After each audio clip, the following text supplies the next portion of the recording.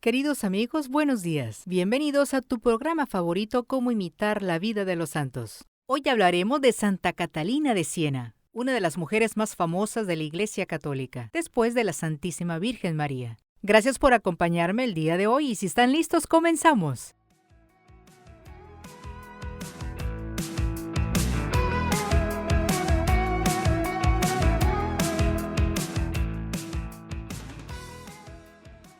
Catalina nace en Siena, Italia.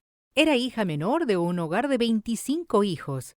La espaciosa casa de sus padres en la altura de la ciudad ha sido conservada muy cuidadosamente por los sieneses y es visitada cada día por centenares de peregrinos.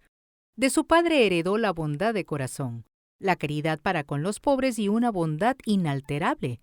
De su mamá heredó un gran amor por el trabajo y una admirable energía para comprender labores difíciles y vencer dificultades. A los 6 años, Catalina tiene la primera experiencia sobrenatural. Era una niña alegre, bulliciosa y vivaracha, pero viajando con su hermano Esteban, de pronto se quedó como clavada en el suelo y no respondía a los llamados del hermano. Al fin, éste logró a empujones sacarla de su éxtasis. La niña empezó a llorar y a decir: «Oh, Esteban, ¿por qué me quitaste la hermosa visión que estaba contemplando?» Se le había aparecido Jesucristo en un trono de gloria, rodeado por los apóstoles San Pedro, San Pablo y San Juan, y le habían pedido que dedicara su vida a amarlo a él y a hacerlo conocer y a amar por los demás. Desde ese día, Catalina es una persona totalmente distinta. Parece que ya no vive para lo material, sino solo para lo espiritual.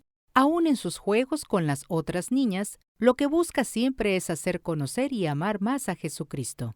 Por consejos de sus padres y ante la insistencia continua de su hermana, Catalina empieza a arreglarse, a vestir a la moda, a teñirse el pelo y a llenarse de coloretes. Tiene 12 años. Pero de repente su hermana, que estaba recién casada, muere al dar a luz al primer hijo, ante el cadáver de esa joven a la cual ella tanto amaba. Catalina promete que no buscará más lo mundanal y material, sino solamente lo espiritual y sobrenatural. Es lo que ella llamará su conversión. Se corta su larga cabellera, deja de adornarse y se retira frecuentemente a una piecita solitaria del solar de su casa, a orar, meditar y hacer penitencia. Pero sus padres y hermanos, que desean para ella un brillante matrimonio, se dedican a hacerle insoportable esa vida de espiritualidad. La humillan, le dicen que ese modo de vivir es una locura. Le dejan todos los oficios más humillantes de esa inmensa casa y llega a ser una pobre y simple sirvienta y cocinera de sus numerosos familiares. Y hasta llegan a destruir la piecita donde ella se retiraba a orar. Pero Catalina no cede. Al destruirme la celda o piecita donde me retiraba a orar, me di cuenta que tenía que construirme una celda interior, o sea, acostumbrarme a recogerme a orar en lo más profundo de mi alma, aunque tuviera que vivir entre gente charlatana y dedicada a montones de oficios materiales. Las comunidades religiosas tienen unas asociaciones de seglares que se proponen vivir las enseñanzas del santo fundador de la comunidad, pero viviendo en su familia y dedicándose a labores materiales. Eso es lo que se llama la tercera orden. Y así hay terciarios franciscanos, terciarios dominicos. En Siena había una asociación de mujeres piadosas que se llamaban terciarias dominicas y la gente las llamaba las del manto, porque llevaban un manto negro sobre una túnica blanca a imitación del modo como vestían los padres dominicos, fundados por Santo Domingo de Guzmán. Aquella asociación era muy seria. Tenían un director espiritual, una superiora, un reglamento rígido y se dedicaban a obras de caridad, especialmente en favor de los enfermos y de los pobres. Y en esa asociación de laicos fue admitida Catalina cuando ya había cumplido sus 15 años. En adelante vestirá siempre de blanco y llevará un manto oscuro y un velo sobre la cabeza, pero seguirá trabajando en su casa y entre la gente más necesitada de su ciudad. Sus primeros 4 años de terciaria dominica son de intensos sufrimientos, persecuciones de los familiares, burlas, calumnias e incomprensiones de la gente. Sus instintos de maternidad renacen con toda la furia de la naturaleza juvenil. Una angustia continua por la conversión de los pecadores la hace sufrir intensamente. Muchos sacerdotes dudan de ella. Los sabios doctores dicen que es una pobre ignorante que se las quiere dar de sabia mística. Tentaciones terribles la asaltan. A veces pierde el gusto por la oración y por la meditación. Es lo que los santos llaman la noche oscura del alma, un martirio íntimo que la está preparando para recibir grandes mensajes de Dios. La madre no la comprende. Los hermanos la humillan. Pero el papá se da cuenta que su hija necesita libertad espiritual para dedicarse a sus oraciones, meditaciones y obras buenas, y le concede permiso para seguir las inspiraciones que el cielo le está mandando y practicar la vida espiritual a la cual se siente llamada. Se construye de nuevo su antigua piecita en un rincón del solar de su casa y allí se dedica a orar, a meditar y a mortificarse. Y se suceden con frecuencia las visiones celestiales. Un día, al empezar la Cuaresma de 1366, se le aparece nuestro Señor Jesucristo acompañado de su Santísima Madre, la Virgen María, y le acepta la consagración total que ella ha hecho de su vida en honor del Redentor y le coloca un anillo esponsal en un dedo de la mano, prometiéndole que su amistad será eterna y totalmente fiel. Desde ese día hasta su muerte, Catalina sentirá siempre en un dedo un anillo que nadie ve, pero que ella siente perfectamente. Jesucristo le ha pedido que se dedique a atender a los pobres, a tratar de convertir pecadores y a dar buenos consejos a los que lo necesiten. Ella apenas va a cumplir sus 20 años, y desde ese día se dedica a buscar enfermos para atender, pobres para ayudar, pecadores para convertir y gentes para aconsejar. Jesús le hizo una promesa admirable. Cuida de mí y de mis intereses, que yo cuidaré de ti y de los tuyos. Uno de los tormentos que más hicieron sufrir a esta santa fueron las tentaciones contra la pureza. El demonio le presentaba las escenas más infames, y ella sentía un horror inmenso.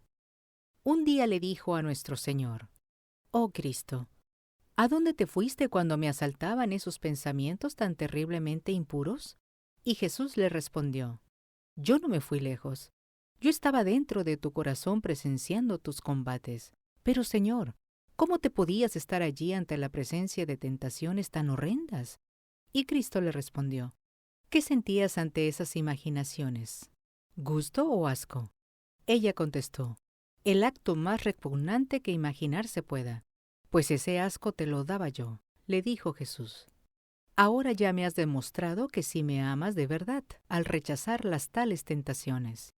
Dios empezó a conceder a Catalina luces y sabiduría del todo especiales, y por la calle pendiente que lleva a la casa de la humilde santa, empiezan a desfilar señoras ricas, sacerdotes, obispos, senadores, estudiantes, doctores, obreros y muchas personas más que alegres van a consultar.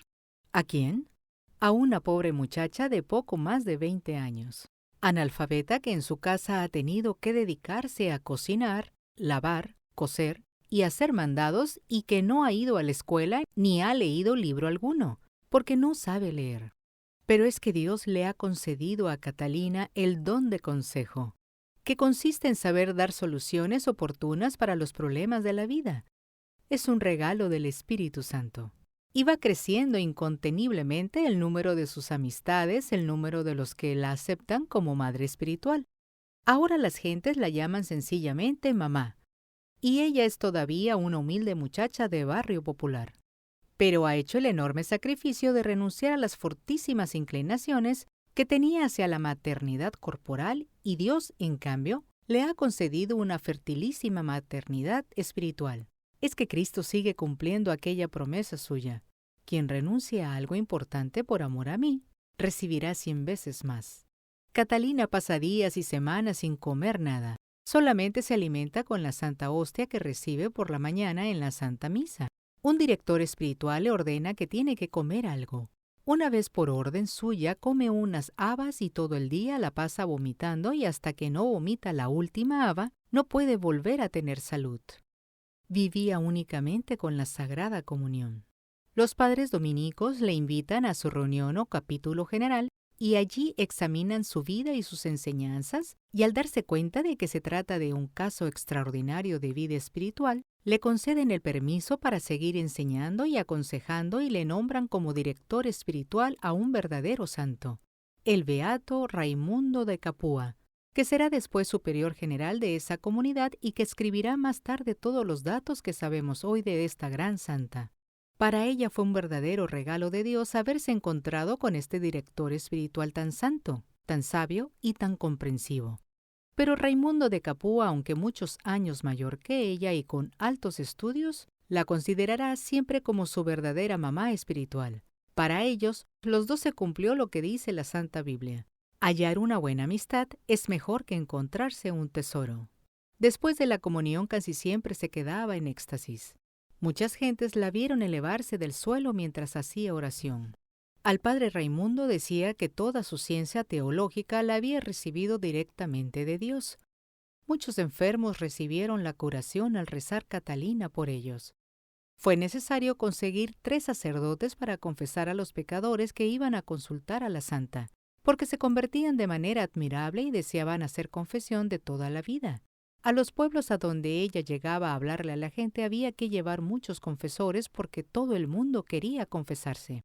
Te comparto esta anécdota. A un joven lo sentenciaron a muerte por haber hablado un poco fuerte contra los jefes políticos de la ciudad.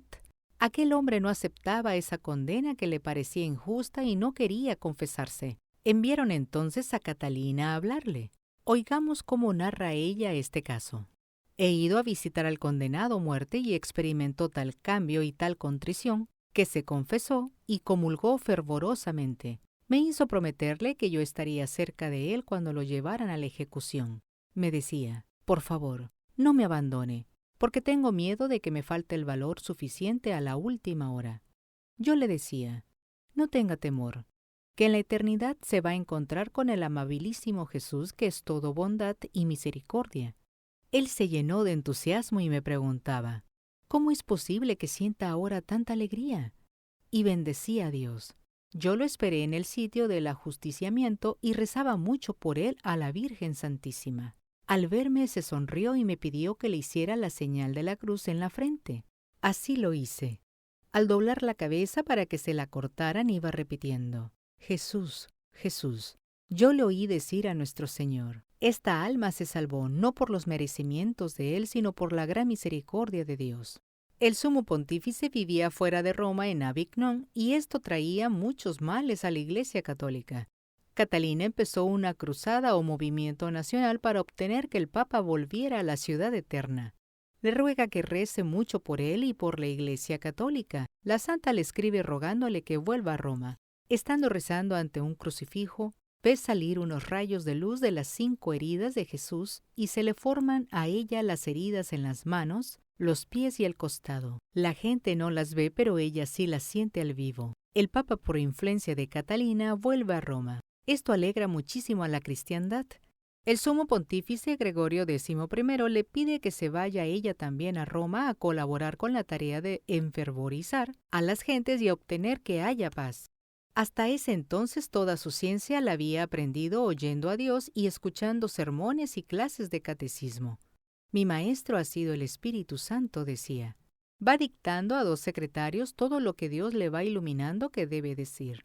Este libro, Los Diálogos, se volvió famoso y ha hecho enorme bien por más de 6 siglos. San Antonio M. Claret decía que él cuando leía el libro de Santa Catalina tenía que tener en la mano un pañuelo porque no hacía sino llorar de emoción. Le dice que el mejor remedio para los males de la Iglesia católica es que cada uno se esfuerce por ser santo. Recorre varias ciudades poniendo la paz entre los bandos que se combatían. La gente la considera una gran santa. Llega la peste, el tifo negro y mueren miles y miles de personas. Ella va de enfermo en enfermo atendiendo, día y noche, y a varios les consigue la curación. Ella misma cava las tumbas para los más necesitados y abandonados. Dicta 400 cartas dando consejos y tratando de convertir y de obtener la paz donde había divisiones y peleas. Sus cartas son notables por la belleza de su estilo. Se cree una gran pecadora y llora mucho de arrepentimiento. Repite miles de veces aquella frase del Salmo 51. Oh Señor, crea en mí un corazón puro y no alejes de mí tu Santo Espíritu. Por petición del sumo pontífice se va a vivir a Roma. Pasa horas y horas rezando en San Pedro. Mi más grande deseo es que la Iglesia católica se vuelva santa, repetía. Oh Cristo, yo deseo amarte cada vez más y sufrir todo por ti. Si preguntan, ¿por qué ha muerto? Digan, ofreció su vida por la Iglesia. En el año 1380 muere en Roma a la edad de 33 años. El Papa Pío II La declaró santa y Pablo VI la proclamó doctora de la Iglesia. ¿Qué te ha parecido esta historia de esta gran santa? Así como Catalina, busquemos la santidad. Gracias por acompañarme en un episodio más en tu programa favorito, Cómo imitar la vida de los santos. Que tengas un feliz día. Yo soy tu anfitriona, Karina Náñez. Hasta luego.